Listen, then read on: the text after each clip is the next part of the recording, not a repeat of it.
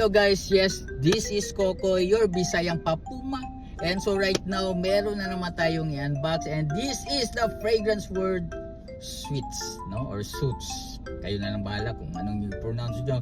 And kararating niya lang actually. So ito yung box niya, meron siyang hologram dito. Ito yung harap. Then merong barcode dito sa may rear, no? So open na natin siguro para wala nang intro. Okay, so ito yung kanyang bottle. Ayun, oh, baliktad. So, yan. Ang ganda.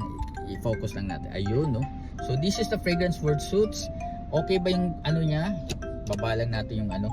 Baka tumalsik sa may likod. Okay, lagyan natin. Ang bango. Very, ano siya, very fresh. And grabe, dominating masyado yung patchouli. Definitely an elegant kind of perfume. Pwede siya pang lalaki, pang babae, but definitely, personally guys, maganda to siya pang lalaki talaga. So if you're looking for elegant, sophisticated, and high quality na perfume, pero swak lang sa budget, aba, mag Fragrance World Suits ka na. So thank you so much guys. This is Kokoy.